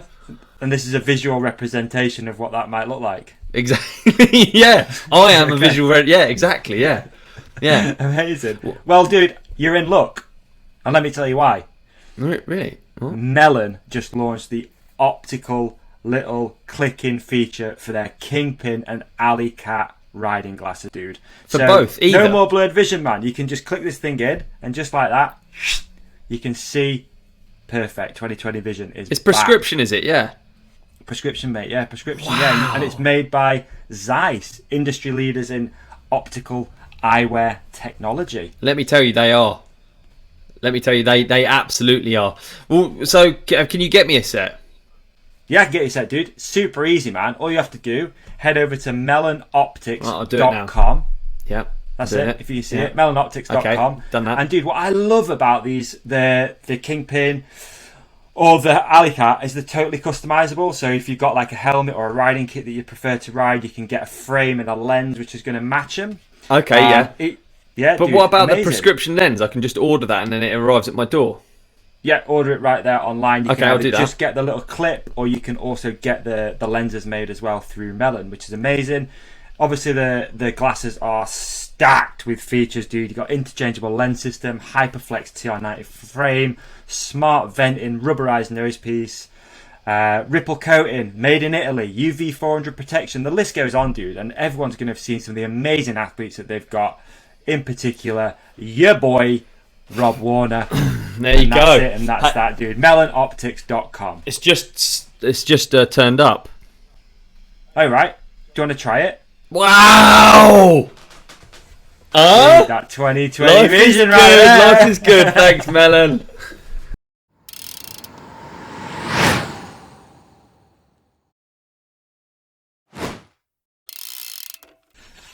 Literally. All right, so what should we do? We move on. I mean, I've got a new little segment I wanted to try out. Oh, mate, wicked. Well up for it. I mean, we do enough segments, don't we? Probably don't need another one, but I thought this one. Let's try it out. Actually, all right. So what I'm going to do is I'm going to send you, and I was thinking maybe we could alternate this every now and again. Yeah. I'm going to send you a photo, and you've got to explain the context behind the photo. Right, like it. All right? All right. Because you got a lot of photos, you know what I mean, around. You've been photographed a lot. So I'm going to WhatsApp you a photo now. Okay, I'm going on WhatsApp now. And don't worry, we're not going to be too weird about it. It's not going to be anything too fucking, you know what I mean, out there or anything. I don't feel like it's going to be now. And it's going to come up on the screen for people as well. And then Olly is going to explain the context behind that photo. Right, this was... fucking hell. This was at... Interesting idea, huh? I like it. I like it a lot. I can't wait to look through your fucking Facebook and find... So this was when I know exactly when this was. This was a wide open pump track race. So Wide Open magazine used to have a pump track race and an after party, and it was like the end of year tear up in Bristol. Yeah, exactly, in Bristol. Yeah. So the photo that we're looking at, and to our listeners, is a photo of some very well-dressed guys in turtlenecks with jewellery. And it is and who we got Papa here? John. We got Papa John. We got Sam Reynolds. We got Sam Pilgrim. We've then got Matt Jones, a young Matt Jones at the back. We've got Seb Yates and myself. Yeah, that's Matt Jones. That's Bad Bones. Wow. All in the same outfit. We'd all gone to Primark. And where did the outfits come from? Primark. Okay. Yes, Primark. And I don't still have the outfit, no. But we look quite cool, I think. We look quite like I don't know, like white boys to men or something. Yeah, it's good. Oh, and we got glasses as well. We got glasses, it would seem. Primark again. Yeah, big time. Maybe. Big time. You look a lot more religious than the other ones, I feel like. I do. Mine has a religious, yeah. There we go. What is it about my look that's just... It's just fucking that I'm a minger, isn't it? You put a cross around my neck. It doesn't look trendy. I just look... I feel like John, far left, kind of... It's like... I feel like it's his look and everyone's trying to copy it. Yeah, he always looks... He actually pulls it off. He's a fashionista, yeah. He always looks good. Everyone else looks... Yeah, we all look like Burks, don't we? Seb pulls it off, actually. I'll give him that. He's got the chinos. Seb pulls it off, actually. Yeah, Seb pulls it off. Bastards. Funny. Good looking muff. There you go. All right, new segment. I enjoyed that. Right, I'll try and fucking dig out some embarrassing ones of you then. There's nothing. Yeah, right. We have a lunch and learn. Talking of segments, should we do a lunch and learn? Yeah, let's do a lunch and learn. You said we're going to do the one. The lunch and learn we are going to do is. Are you waiting for me? Yeah. Sorry, I wasn't even looking. Altitude sickness. Let's do altitude sickness because then it's specific, and I feel like our specific ones are the best ones. So, have you started the clock? No, I haven't. I'm going to start it right now. We're coming in, folks. 10 minutes, 23 seconds. Learning about altitude sickness. Let's go. So, what are your experiences of altitude sickness? Absolutely zero. I've seen it on TV twice, maybe 3 times in my entire life. I've been sick a few times, so I know what the sickness side of it feels like. But the other aspect of altitude sickness, the altitude, I have zero. Okay. So I don't know what it is either. I don't have experience of it, but I do have experience of being at altitude. And being at altitude, it feels like you're starved of oxygen. So I can only think that that is the cause of altitude sickness. Do you think? Okay. I think, I feel like it's going to be a starvation of oxygen. And okay. Let's have a look. That's it really. Obviously we hear a lot about certain athletes being fitter because they train at altitude, so that'd be an interesting thing to understand. Yeah, that's true. That is true. So altitude sickness. I found medical news today. Are we trusting that as a source? I'm exactly the same thing, mate. Excellent. Google providing. Thank you, Google. Okay. Altitude sickness occurs when a person travels to high altitude without gradually acclimatizing. It's most prevalent at 8,000 feet or higher and results from a shortage of oxygen. That's a funny way of putting it. Okay, so we were right. Hyperbaropathy is also known as Acosta disease, Puna, and Soroche. Okay, all right. Wow, look at that. It usually occurs at altitudes higher than 2,500 metres. 8,000 feet. Wow. So 2,500 metres is what keto is. Ah, okay. And is usually due to a lack of oxygen. A person who is not used to high altitudes is at risk of developing altitude sickness. The condition is not to be taken lightly and can lead to serious complications. And I've just got to add, there's a photo here of a guy huffing through a mask-looking thing funnel, what can only probably be oxygen. It's really quite literally, we were actually spot on, it is through a lack of oxygen. Yeah. Just going to add a quick one, this is kind of funny. When I was at school, we used to have a lad, Tom Norman, who at quite a young age had probably a substance abuse issue, and you'd hear him at the back of the class, and then he'd pass out, and he just used to huff Lynx Africa in the back of the class. Yeah, he did Lynx Africa. Yeah, just huff it at the back of the class, dudes. He's like glue sniffer. Poor guy. Did he do it through his jumper? Yeah, exactly that, dude. Yeah, exactly that. You'd look round, he's got the can under the jumper, giving it that one, and then you'd hear as he'd probably just collapse. He collapsed. Okay. Goodness. The severity of symptoms I hope he's depends right. on several factors. I hope he's all right too. Shout out Tom Norman. The age, weight, blood pressure, and respiratory capacity of an individual, how fast a person ascends to a high altitude, the amount of time spent at that altitude. Okay, there we So go. you don't necessarily acclimatise easily. If you're up there, it could just continue. Yeah, Same. a lot of people that we were with lived at altitude, so there was sort of like they often ask the question, like, who out of you lot have live at altitude? And we were all, me, Deeks, and Even were all the low altitude people. Okay. So symptoms of altitude sickness include lack of appetite, nausea or vomiting, exhaustion or weakness, dizziness, insomnia, pins and needles, shortness of breath upon exertion. I mean, I definitely fucking had that. But surely everyone has that. Maybe not. Yeah, maybe not. Feeling sleepy, Yeah. swelling of the hands, feet and face. Oof, there we go. So a person's altitude sickness can worsen over time and result in serious complications, including fluid in the lungs and brain swelling. Oof. Mate, it's fucking quite gnarly. I think Danny Mac got it when they were going up Kilimanjaro, didn't he? Or yeah, I was going to say, he looked like he had a really bad case of it, and it was almost an emergency to get him off that mountain, wasn't it? Maybe it was the mountain before Kilimanjaro to try and... I think that's right. I think it was like a training one, weren't it? Yeah, I think so, yeah. But that is gnarly, and they have to bring you down very quickly, don't they? Yes, as far as I'm aware, yeah. It'd be nice to talk to him about that, actually, at some point. That'd be kind of cool. Yeah. He'd have been a great guest for this for this segment. Yeah, should we give him a call? We probably should. Yeah, get him on the blower now. I can guess what he'd say. Danny, what's altitude sickness like? Shit. Thanks, mate. There we go. Cheers, mate. We'll see you. We can pretend. We could do a pretend one. Okay, so at higher altitudes, the oxygen concentration remains the same, but air pressure is much lower.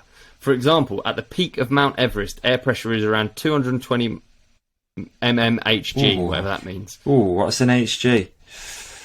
Oh, you can't put that and then not have an example of... What is an HG? That's not cool. No. You can't do that. I'm finding out, mate. Sorry, I'm finding out. Oh, okay. So at sea level, it's millimetres of mercury.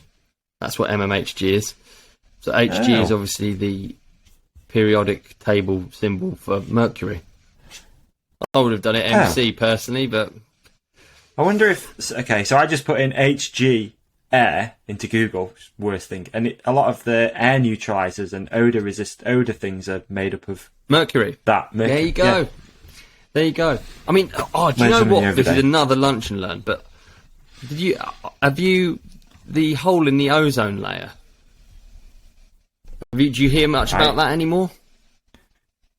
No, good point. It's because I don't hear much about it up north, mate, to be honest. It's because it's self-fixed, because we put in things to stop CFCs or whatever those aerosol gases were. And I feel like that might be something to do with mercury.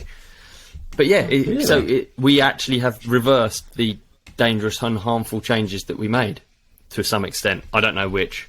Probably one for another lunch. Yeah.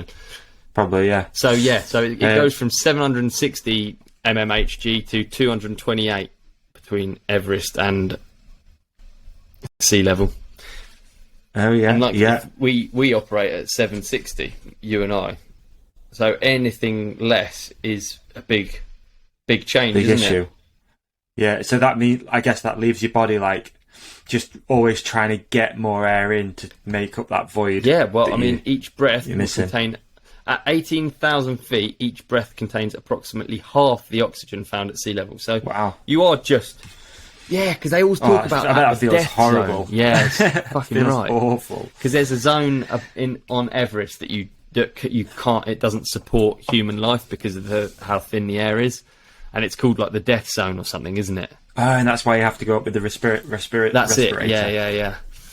So the body may also respond to a change in the altitude by altering blood acidity level, lung pressure, electrolyte levels, and fluid and salt balance. Rising to a higher altitude can also cause fluid to leak from tiny blood vessels, resulting in potentially dangerous fluid buildup in the lungs and brain. All of it sounds horrible, Dude, it's all getting worse. I feel like you didn't take it serious enough. No, well, we got to 5,000 metres and he was just like, yeah, chill out a bit, go a bit slower. That was it. Right. Yeah. Have some electrolytes and crack Just on. do everything baby steps. That's what he said. Okay. So yeah, and then wow. So shall I read out the remedies? Yeah, I'd love to hear them. Some treatments, please. First one seems obvious. Descending. Yeah, it does seem obvious. Get out of Moving there. to a lower. Get down quick. Absolutely. Moving to a lower altitude is usually the best action to take if a person develops symptoms of altitude sickness. Once acclimatised, they may be able to ascend once more. Pure oxygen. I mean, that seems obvious as well. A gamal bag. What is that? It's a plastic hyperbaric chamber that can be inflated with a foot pump and is used when a rapid descent is not possible. So, when you the old, maybe you've brown bag trick. Yeah, got altitude sickness and you shit yourself, you can't run down the hill because it'll mess up your trousers. So you use a gamal bag. Painkillers are also good, and acetazolamide. This medication corrects the chemical imbalance in the blood caused by altitude sickness and speeds up a person's breathing rate. However, this medication may cause some side effects, including pins and needles in the face, fingers and toes, excessive urination, and blurred vision. There we go. There's also a steroid. Oh, we must have reached 10 minutes now. Yeah, we've got 1 minute 24 to go. Have we? Yeah, I want to know some altitude sickness facts. I want to know, like, the worst altitude sickness case. Something like that, you know? Can you die of it? Yeah, true. I think you can, because it's just like this. The annoying thing about medicine is it's like, can you die of altitude sickness? No, but you can die of fluid on the lungs. You know what I mean? Yeah, definitely. It's sort of like there's not much comes up when you look for like worst altitude sickness case or anything like that. It just sort of says what to do if you start getting it. So go back down. It can be fatal. If you could develop HAPE or HAC, I think those are the two versions. One's fluid in the lungs, one's blood related. I could be completely wrong. I'm probably completely wrong. But you're at risk of complications. So yeah, such as coma or death. There you go. We've only got 23 seconds to go, mate. So I reckon we can wring this out just a tiny bit more. Now on 17 seconds, still talking about altitude sickness. And honestly, I feel like having a tight chest and not being able to breathe is probably one of the worst feelings in the world. Literally having the air squeezed out of your body. So to go back to one of my previous facts, at 8,000 metres, the death zone is there. Is that us? Right. That's us. So I've started, so I'll finish. Knowledgeable. I've started, so I'll finish. Please. In mountaineering, the death zone refers to altitudes above a certain point where the pressure of oxygen is insufficient to sustain human life for an extended time span. This point is generally tagged at 8,000 metres. So at 8,000 metres, there are less than 356 millibars of atmospheric pressure, which is why. Nice. And there you go. I don't think that was the worst lunch and learn, you know. I think we did quite a good job of at least talking some sense, right? We literally read from Google, didn't we? Yeah, from Google, but but when you've not had any experience with it, it's tough, isn't it? And like we should get sponsored by Google Lunch and Learn. They could be spouting off any old shite, and we just read it out like as if it's the gospel. Terrible, isn't it? It's true that. Yeah, it's true. That's true. So we do some listener questions. We've got listener questions to do. We should also talk about Crankworks. I mean, I haven't followed Crankworks that much. Yeah. But I have seen the top 3 slopestyle runs, and we talked about it before. Let's go through the number one, because it was completely mind-blowing. It's quite hard to What's crazy, dude, is this one... I'm pretty tuned into what's going on in the world with mountain biking, I think. Don't obviously always struggle sometimes to watch it all and keep up to date, and you know, so much, especially on a weekend like this where we had the EWS... and we got Crankworks happening. Yeah. I think Bernard's out at some festival as well. You've got the Global Bike Festival with GMBN. So much going on. I found it really difficult to keep a track on, to be honest with you. So yeah. Yes, it's easier, isn't it? When it was 4 channels, it's easier. Exactly, dude. Exactly. So should we watch like Emil's run, maybe? Do you know what I think would be cool? Would be to do an Emil Johansson Innsbruck slopestyle win breakdown. So we stop after each trick and just talk about it, but from 2 people that can really do very few of these tricks. It'll be interesting to go through it. I haven't actually watched it yet either. Okay, I didn't even see the course. Really mind-blowing. course is good. Okay. I don't know. It's really mind blowing. So should we on the count of 3? Should we press play? Yes. On the count of 3, 3, 2, 1, play. Oh goodness! Okay, here we go. All right, we've got a lot of sound dropping in. Okay, so we've got off that first drop, that was a fast plant. 360. Yeah. X up. Fast plant 360x up. So you do 3s. Have you ever tried a fast plant 3? No. And what does that do to the... Yeah, okay, you don't know. What do you think it does to the rotation? Is it easier off something like a flat? I can't imagine it's drop? actually a truly difficult trick. But again, I can't comment on it. I wouldn't know. I've done a 360x up. I haven't done a fast plant 360x up, and I haven't done a drop 360. I feel like if he's spinning to his left and he's taking the left foot, obviously, off. Now, so it's regular. Again, been a long... Yeah, regular. That's worth it's a long considering. time since I've done a 3, or even attempted a 3. Yeah. But you'd use like that left foot normally to really push into the back of the bike to initiate that turn. You're right, actually. That's a really good point. Yeah, you are right. I can't imagine it, actually. Ah, wait, you're right. So he takes off... So he's actually taking off his opposite foot for the fast plant, which is how I would as well. Oh, man. Yeah, that's how I'd do it as well. I'd go left foot stomp, turn to the right. I'm just going to rewind it because... Maybe he's initiating more of the turn. He takes off his right foot. He takes off his right foot? Oh, no, it's not an opposite one, is it? I'm going to watch it again. So he's... Okay, He takes off his right foot and spins to the... He's right foot forward. Dropping in his right foot forward. He takes off his right foot, which is the opposite of what I personally even think about doing. Here, rewind. He does an opposite 360 fast plant X up. Let's move on to the next trick because already we're out of our depth. Emil has already shut this fucking breakdown down. Okay, you ready to press play? Yeah, please. Into the next one. Go. Big jump, the next one. Right, so that's a front flip, bar spin, tuck no hand. That is like you can't even picture it. That trick wasn't happening 5 years ago. Would you say? Yeah, probably. Yeah, a lot going on in that. There's a lot going on in everything that he's doing, but there's a lot going on. And it's a big jump. I hate the idea of going over the bars on a front flip. Just all the forces are just so extreme. It's just horrible. Okay, press play. Next feature. Okay, we've got a berm into the step down. Now this is new, nice burn. And that is a tail whip one way, tail whip the other way. Is it a windscreen wiper? Is that what you call it? I think they call it a windscreen wiper, something like that. I wouldn't know about direction. Again, so much going on in that. It's kind of... I mean, this is the reason that Emil is who he is, right? That people like us, and 99.9% of the people in the world look at it and go, what? Yeah, he's just linking these crazy things up, dude. Those 3 tricks already are absolute hits. I mean, if I spun that, I'd probably chuck my helmet and I'd probably hit the bar. You know, that's just a 360. Just retire. Yeah. Just retire. That's incredible. Right, next feature. Feature, we got big... Okay, I have to rewind. Because that was... Did you get that? So he's done... Okay. 3... Fucking hell. Truck to double down side tail whip we've got in the comments, actually. Truck to double side tail whip. I'm just going to look at that myself again.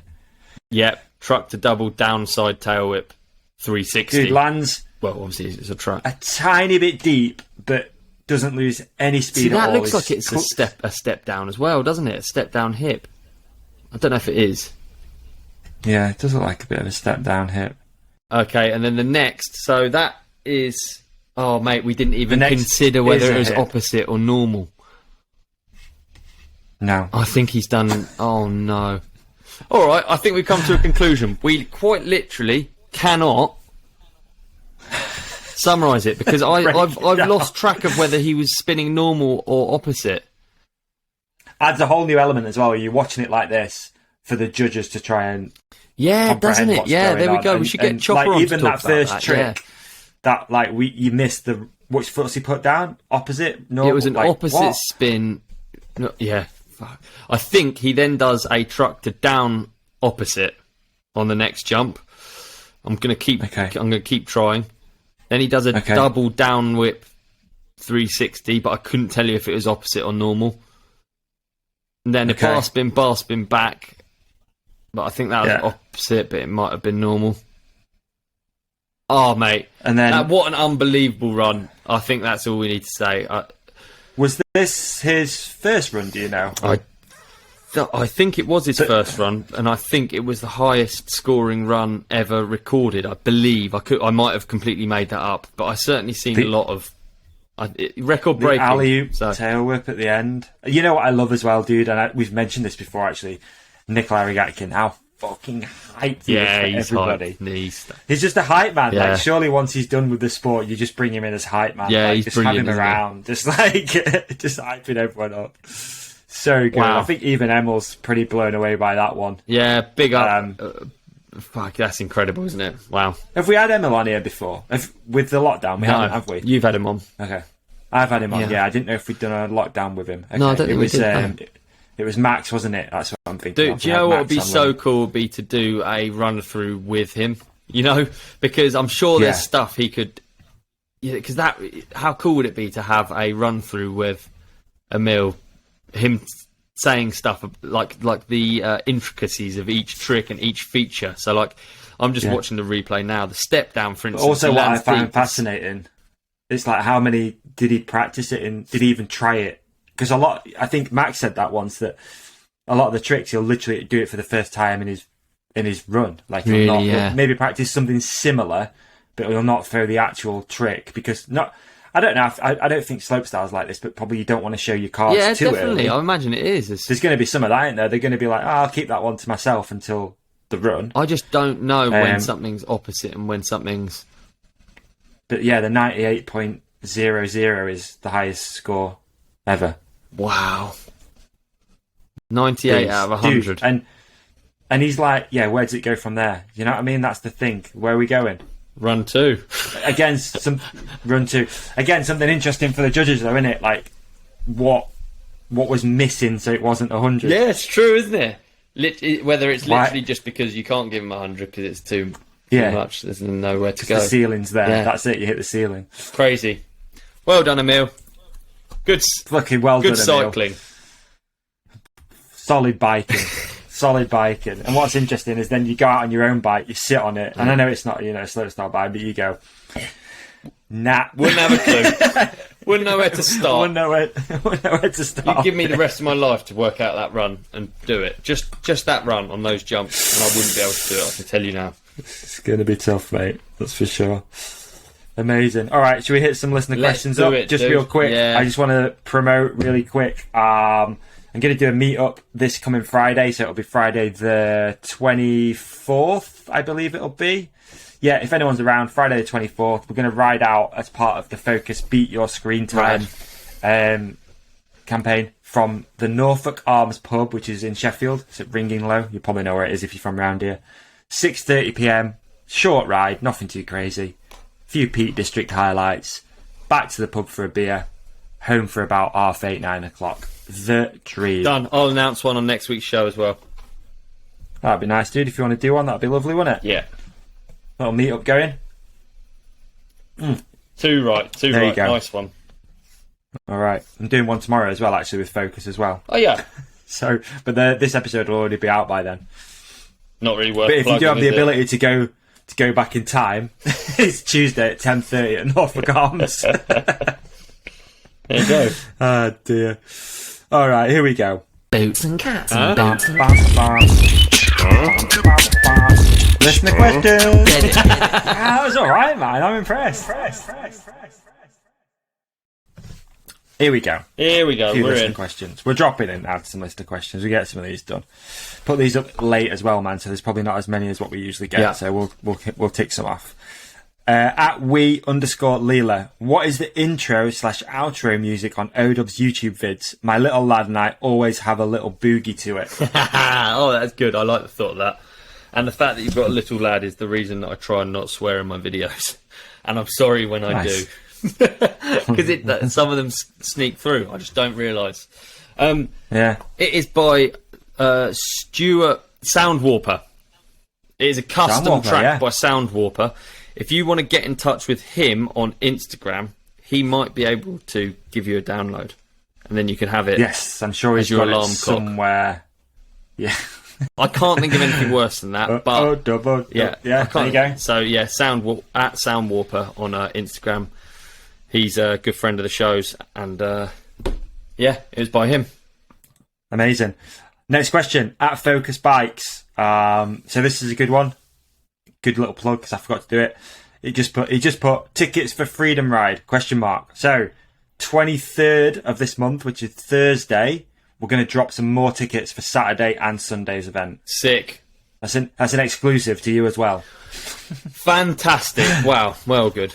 So get ready, folks. We're going to drop a few more tickets for Saturday, which sold out instantly. So there's a few more. Brilliant. Chris_Turnbull100. Should slopestyle courses be redesigned similar style to proving grounds with multiple lines? I think it shouldn't. Personally, I think it shouldn't be the same event. It should be a different event entirely. That's my. I'd agree. Opinion. I think you're being judged on a line, aren't you? I mean, it's so hard to judge anyway. Like Rampage. Think of a Rampage where there's not been some controversy over who won. Yeah. They're judging a line and a rider down the line. It's too much. It's too complicated. I think judged events are tough as it is. Let's make it easier. But proving grounds are cool. I agree totally. I think different thing entirely. But yeah, I don't know. I guess that's kind of what skiing is, isn't it? Snowboarding, it's multiple lines and whatnot. But something annoying about it being judged, isn't it? What I like is when it's like rider judged, like you just hand it over to the athletes. So you just have a meeting. Yeah, that's quite cool, isn't it? Yeah, you can't vote for yourself, but you can tick a box and vote for everyone else. That's kind of cool. Yeah. Dan Stewart, why does Ollie run pipe insulation on his top tube of his dirt jump bike? Is that to prevent the pipe? You know it, dude. Is it to prevent pipe slap? Big time. John made it for me and I put it on there. Good enough reason. What is it? Just a top tube pad, like on a BMX. Oh, nice. Doesn't really do anything, I'll be honest. Okay. 69 Mike dot Litoris. Ollie. You said it. Ollie, do you have any update on the Lake Toba ad? No, but someone sent it to me. Found it. Yeah, someone found it. Yeah. I just get it regularly sent to me. People laughing at me with my shirt off with a headband on. Too good. Ty-Kel13. This is a good one. Why did you make it to 50 episodes? What's kept you going? It's a really good question. It's a good question, actually. Yeah. What's... He's almost like, why? My ears are hurting. I tell you what... Couldn't you have stopped? We could have stopped. But I tell you why we've made it to 50, and it is quite simply because people are nice about the show and they do listen. And I've had too many nice comments, and so have you, to stop it in a way, right? Yeah, it's fun. Because it is work and it is a pain. At times, it's not a pain in the arse. Dude, it is work though, isn't it? And sometimes, it is. You've got to switch on energy and effort instantly, and you don't always feel like it, especially when we record on a Monday. Monday, yeah. Mid-afternoon on a Monday, in the heat. I personally, I can't answer for you, dude, but I am driven by the fact that other people enjoy it and we get good feedback and people are so lovely about it. So, yeah, all those things for me, dude. All those things. And also the fact that I feel like we're still very early stages, which is really exciting. Yeah. Very early stages of what we're going to do with this. You know, we're working on some stuff, merch stuff, a place where we can record, hopefully, in the future, which is going to add a whole new element to it. And I love the fact of just we speak about it off air, dude. I don't need to go over it, but like the fact that you as an athlete have a different outlet, and like I feel like we're still so far ahead of the curve with this, and it's just sick. Only going to get better. Good laugh. And also, hit like, hit subscribe, unsubscribe, subscribe again, leave a comment, leave a review. We'll do a review of the week as well in a second. And mate, you told me about this, and I'm up for it. People can send you money now. Can we add that to the shopping list of things to do? Yeah. Hit And like, donate hit to your subscribe, boys. donate money. No, it's not going to happen, is it? It's just not going to happen. So on YouTube now, to our listeners, we don't expect you to send us money, by the way. That was a joke. No. But there is a function now, and Davey told me about it the other day, and I turned it on my channel. I couldn't believe it. There's literally a function where you can click on it and send money. I mean, just a little donation if you enjoy it and stuff like that. It's kind of cool. It is cool. It's got a whole new way for creators to make this thing reality because, you know, being honest, YouTube isn't the best outlet for any content, really. It's good that people see it, but it doesn't, you know, you don't earn... Unless you're doing like insane views. I mean, Matt Jones has got a different story. He's got he says... we ain't at that. He says hold my revenue. But you could actually hold my revenue. So I travelled halfway around the world to Ecuador, and I have earned 131 American dollars for my efforts. Decent. So far, I've got one more edit to come out, but like, it's tough, dude. It's not. I think because some people are so successful, it's got this image of being like easy money, and it isn't. And you put in a lot of effort. So yeah, it's a nice idea. Hold my revenue. Hold my Lamborghini key. Exactly. Let me look at my analytics. Exactly. Okay. Have you seen Tea and Biscuits 2 yet? I haven't. It came out whilst I was away. I need to watch it. Big fan of Tommy C. That's a great shout out. Thanks to our listeners. Yeah. That's a great watching. It's not my watching, but it will be by the time this episode's come out. So there we go. Brilliant. I am actually a little bit butthurt because it's the first one of Tommy C's edits, I think, that I've not had a segment in. But I understand you've got to fucking switch things up a bit, you know? Can't have me in every single one, can you? Hopefully I'm not gone now. Hopefully I'll be on the next one, dude, yeah.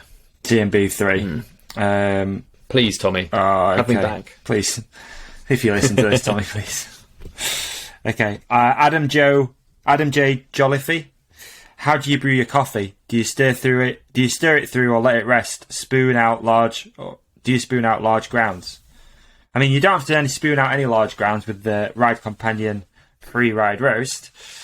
And I like to just sit it in a cafetiere, let it sit for five minutes, something like that, and then squeeze it down the old throat. That's it. It's done. Yeah, I never get rid of ground. It doesn't really bother me, and I only drink black coffee and in espresso or Bialetti form. I don't know what that is. That's ristretto.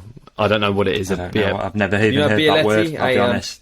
Stovetop thing, probably the same. Oh yeah, got, okay. Right? Yeah. I didn't know it's called that. No, I just go standard French press, man. I'm pretty. French press is paper, and then you squeeze it through. No, right? Oh, cafetiere. Yeah. Yeah, I just go standard cafetiere. It's probably don't called really a French press too much. Sometimes I mix in some butter, if I'm honest, like a good grass-fed butter. But apart from that, coffee's just coffee. Black as the night. As black as the night, yeah. At MattSimo350, how do I convince my neighbours I've not lost it standing on my lawn for a week? That was a list of questions from last week, and I answered it. He wanted to know how does he keep pigeons off of his lawn, and I said, get a scarecrow. Or be a scarecrow. Solid answer. I'd agree. Yeah. I don't know about the convincing your neighbours. Maybe just send them the episode. True. Yeah, definitely. J Mills 98. Who's the sickest bald man to ever live? Is it a close call between Eddie Masters and Fred Durst? Sickest bald man. Michael Jordan. Sickest bald man. Clearly for me. Eddie is man, but he'll agree. I'm going to go Joe Rogan. Joe Rogan, there you go. Good bald man. Solid bald man. Talking of haircuts, dude. I just had my haircut. I've had one haircut before in my life. Look at it. Huh? How did it feel? Feels like a celebrity now. Yeah, I feel like a celebrity now. I don't know what I feel like. I feel like sometimes when I look and see my reflection, I'm a bit like, just look a bit like a broccoli head. Like my head is too big, and then my hair it just doesn't grow cool. It grows out. Very lucky to have a full head of hair after speaking about bald people, but very lucky. It doesn't look very good naturally. And then I cut it off, and I feel like I look a little bit less broccoli head. So There we go. Cleared. 2 more? Yeah, 2 more, dude. We've got a few more. We'll do 2 more. Let's shoehorn 2 more in. This is a long episode, Michael brother. Pollard. It is. Odub, do you know when silver DMR cranks are available? Ooh, soon, I think. They're on their way. They are on their way. Nice. Yeah, the Axe Crank is available in silver shortly. Keep your eyes peeled. Last but not by no means least, Mr. @Tim_Sadler.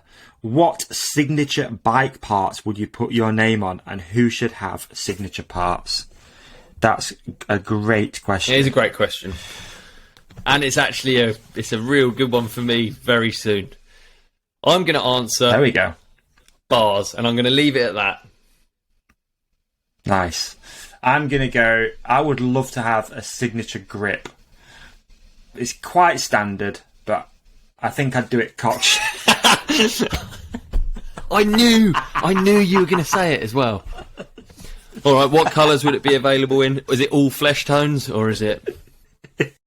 It's all flesh tones. All flesh tones, yeah. okay, yeah. And 1 pink signature. Is it 2 is it 2 tones so that you can get the bell in a different...